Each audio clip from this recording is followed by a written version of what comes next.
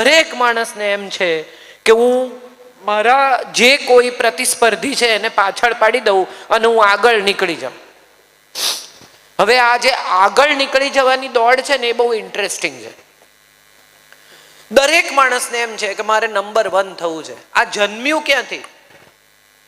સાવ નાનું છોકરું હોય ને 3 વર્ષનું 2 વર્ષનું, એની સાથે એના મા બાપ રમે અને રમતી વખતે એને કહે, અરે વાહ તું ફર્સ્ટ થઈ ગયો, અરે વાહ તું ફર્સ્ટ થઈ ગઈ. બોલ તો આમ એટલે સુધી ના ગયો હોય અને કે 6. માતા પિતા એની સાથે રમે, એની સાથે દોડે, અરે વાહ જો મને તે પાછળ પાડી દીધો. બાળક કદી હારતા શીખ્યું જ નહીં. એને કદી આવડ્યું જ નહીં કે એનાથી બેટર લોકો પણ જગતમાં એક્ઝિસ્ટ કરશે, એનાથી આગળ પણ કોઈ જશે, એનાથી હોશિયાર પણ કોઈ હશે.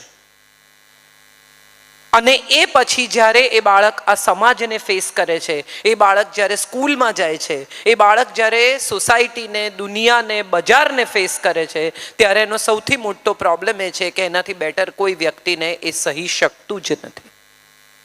એને માટે દરેક વખતે ફર્સ્ટ થવું એ જ એનો ગોલ છે. એને દરેક વખતે આગળ જ જવાનું છે, બાકીનાને પાછળ જ પાડવાના છે. મારાથી પણ કોઈ હોશિયાર હોઈ શકે, મારાથી પણ કોઈ બેટર હોઈ શકે, મારે પણ ક્યાંક રાહ જોવી પડે, હું પણ ક્યાંક બેસી રહું અને મને પણ કોઈ ન ઓળખે કોઈ જગ્યાએ. આવા બેસિક ટ્રેનિંગમાંથી આપણે બધા બાકાત થઈ ગયા છે. આપણું બાળક બેસ્ટ જ હોય, આપણા બાળકને બધું જ આવડે, આપણે ત્યાં કોઈ આવે એને આપણે આપણા બાળકનો ટેલેન્ટ શો બતાવીએ. ABCD બોલીને બતાવો, પોએટ્રી ગાઈને બતાવો. આંટીને પોએટ્રી સાંભળવી છે કે નહીં એવું પણ કોઈ પૂછતું નથી. ચલો પેલો સ્કૂલમાં ડાન્સ કેવો કરેલો એ ડાન્સ કરીને બતાવો. અને હવે સોશિયલ મીડિયા છે, બાળકના રીલ નાખે, બાળકના ટિકટોક નાખે. દરેકને પ્રસિદ્ધ થવું છે. તમે લગ્નોના સંગીત સંધ્યામાં જાઓ તો તમને સમજાય કે દરેક માણસને એક્ટર બનવું છે. દીપિકા પદુકોણ અને રણવીર સિંઘે પરફોર્મ કરેલો ડાન્સ હવે દરેકને કરવો છે. ઉંમર, વજન, એમની પોતાની પર્સનાલિટી, સારું લાગે છે, ખરાબ લાગે છે, આવું કશું જ વિચાર્યા વગર દરેક માણસને તાળીઓ જોઈએ છે, પ્રસિદ્ધિ જોઈએ છે અને દરેક માણસને એમ છે કે મારે ક્યાંક પહોંચી જવું છે. અને આ સંગીત સંધ્યામાં સૌથી દુઃખી કોણ છે ખબર છે? ઓડિયન્સ. તમે સારું લગાડવા માટે બેસી જ રહેવું પડે, ગમે તેવો પરફોર્મન્સ ચાલતો હોય તમારે તાળી પાડવી જ પડે અને નીચે ઉતરીને પૂછે જોયું કેવું લાગ્યું? તમારે શું કહેવાનું? બહુ વાહિયાત, ફરી કરતા નહીં.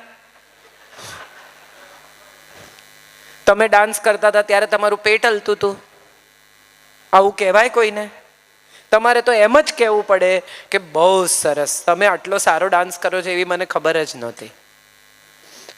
જો મુકેશભાઈ પણ ગોલ્ડન કલરનો કોટ પહેરીને પ્યાર હુઆ એકરાર હુઆ ગાય તો આપણે તો કોણ છીએ? એમણે બધાને શીખવાડી દીધું કે લગ્ન આવી રીતે કરાય, 6 મહિના ચલાવવાના અને કોને કોને બોલાવાના.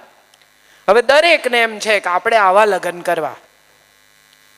મજા એ છે કે આપણે બધા જ્યાં ઊભા છીએ ત્યાંથી સોસાયટી કઈ તરફ જઈ રહી છે ને એ વિશે આપણી પાસે કોઈ સ્પષ્ટતા જ નથી. એક એવી પેઢી છે જેણે ખૂબ મહેનત કરી છે, જેણે ખૂબ સંઘર્ષ કર્યો છે, જાતને એસ્ટાબ્લિશ કરવામાં વર્ષો જુવાની ઘસી નાખી છે. એ લોકો માટે પૈસાનું ખૂબ મૂલ્ય છે. એ લોકોને લાગે છે કે ખોટા પૈસા ખર્ચવાના નહીં. એમને લાગે છે કે દેખાડો કરવાનો નહીં, એમને લાગે છે કે આવું કરાય નહીં. એક પેઢી છે જેને બધું તૈયાર મળ્યું છે અને એ પેઢીને પૈસાનું મૂલ્ય જ નથી. એ પેઢી માટે દરેક વસ્તુ પ્લેટર પર આવી છે એટલે એ પેઢીને પૈસા વાપરી નાખવા સિવાય બીજો કોઈ વિચાર આવતો જ નથી. એ પેઢીને પોતાની આગલી પેઢી, સંઘર્ષ કરેલી, કમાયેલી પેઢી જૂનવાણી લાગે છે અને જૂનવાણી પેઢીને નવી પેઢી એક્સ્ટ્રાવેગન્ટ, વધુ ખર્ચા કરતી, ઉડાઉ લાગે છે. આ બંને પોતપોતાની જગ્યાએ પોતાના પેર ઓફ શૂઝમાં સાચા છે. હવે એની વચ્ચે તમે બ્રિજ કઈ રીતે બિલ્ડ કરશો એ સવાલ બહુ મહત્વનો છે. મારા એક મિત્રનો દીકરો છે, મારા મિત્ર બિલ્ડર છે, એમણે કંઈક ઓફિસનો હિસાબ બાકી હશે એટલે એના દીકરાને કહ્યું કે ભાઈ આ રવિવારે આપણે બેસી જઈએ, જો તું 2 કલાક ઓફિસે આવે તો. એટલે એના દીકરાએ કહ્યું કે ના, રવિવારે તો નહીં આવું, રવિવાર મારી દીકરીનો છે. એટલે એના ફાધરે એને કહ્યું કે મેં તો આખી જિંદગી રવિવારે કામ કર્યું. એટલે છોકરાએ કહ્યું ભોગ તમારા, તમે શું કામ કર્યું? અમે કહ્યું તું. અહીંથી મહાસંઘર્ષ થયો, કકળાટ થઈ ગયો ઘરમાં, અને ફાધર દુખી થઈ ગયા કે અમે કેટલી મહેનત કરી. હવે મને એવું લાગે છે કે એ પેઢી જેનો એક વિચાર છે, નવી પેઢી જેનો બીજો વિચાર છે, આ બેની વચ્ચે ક્યાંક કશેક આપણે એક એવું સમાધાન શોધવું પડશે કે ઘરમાં શાંતિ રહે. વર્ક લાઈફ અને પર્સનલ લાઈફના બેલેન્સનો એક એવો સમય કે જે આપણે બધાએ જ શોધવાનો છે. હું રવિવારે સવારે અહીંયા ઊભી છું. હું આજે જ દિલીપભાઈને કહેતી હતી કે રવિવારે 5 વાગે સવારે ઉઠવું પડે એનાથી મોટી સજા જગતમાં કોઈ નથી. તમે પણ બધા રવિવારે સવારે ક્યાંથી અહીંયા આવ્યા છો. કેમ? તો કે રવિવારે જ સમય મળે. આવા બધા કાર્યક્રમો રવિવારે જ કરવા પડે. રવિવારે એક જ દિવસ હોય જ્યારે તમારા ફેમિલીને, તમારા પત્નીને, તમારા પતિને, તમારા બાળકોને તમારો સમય જોઈતો હોય. અને તમે એમ કહો મારે તો જવાનું છે મોરબી, એટલે સૌથી પહેલા છંછેડાય કે હવે રવિવારે બી શરૂ થઈ ગયું. મજાની વાત એ છે કે આપણે બધા જ પૈસાની પાછળ એવા પાગલ થઈ ગયા છીએ અને આપણને બધાને એવું લાગે છે કે હજી વધુ પૈસા નહીં મળે તો આપણે ઇન્સિક્યોર થઈ જઈશું. જીવન ધોરણ બદલાયા છે, મોંઘવારી વધી છે, ખર્ચા વધ્યા છે, સ્કૂલોની ફી મોંઘી થઈ ગઈ છે. બધી જ તમે રેસ્ટોરન્ટમાં આપ 10 વર્ષ પહેલાં ખાવા જાઓ તો 500 રૂપિયામાં 5 જણા ખાઈને ઊભા થતા હતા. હવે 5000 રૂપિયા થાય છે. વાત સાચી. સિનેમાની ટિકિટ 500 રૂપિયાની છે.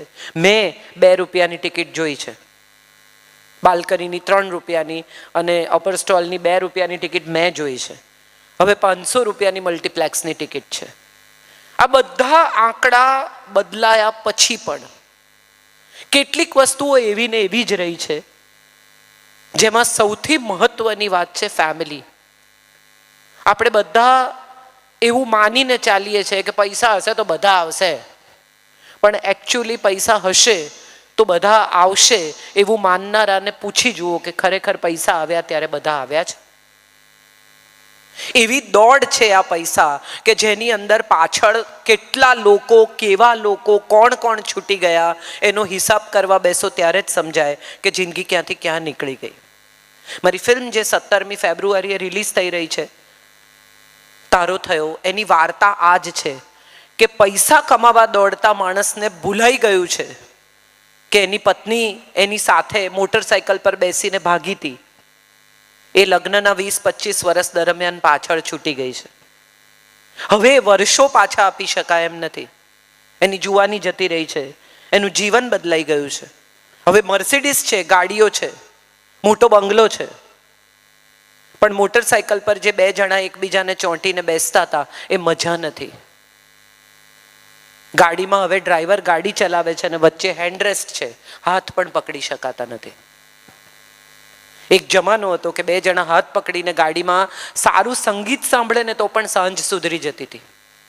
હવે એવું પણ નથી થતું. હવે તમારે ત્રીજો માણસ જોઈએ છે. જેવા ઘરની બહાર નીકળો એવા તરત પૂછે કોકને લઈ લઈએ, કારણ કે 2 જણા પાસે વાત કરવાનું કંઈ છે જ નહીં. 2 જણાએ એકબીજા સાથે સંવાદ કર્યો જ નથી છેલ્લા કેટલાય વખતથી. કેટલા વાગે આવશો, જમશો કે નહીં જમો, કોઈને ત્યાં લગ્નમાં જવાનું છે તો વહેલા આવી જજો, તમે શું પહેરવાના છો, કોટ ઇસ્ત્રી કરીને મૂકી દીધો છે. આ સિવાયના સંવાદ ઘરમાં થતા જ નથી. યાદ કરી જુઓ, તમારા પેરેન્ટ્સ હિંચકે બેસતા હતા અને રોજ સવારે સાથે ચા પીતા હતા. એ એક એવો સમય હતો કે જ્યારે બંને એકબીજા માટે પૂરતો સમય આપી શકતા હતા.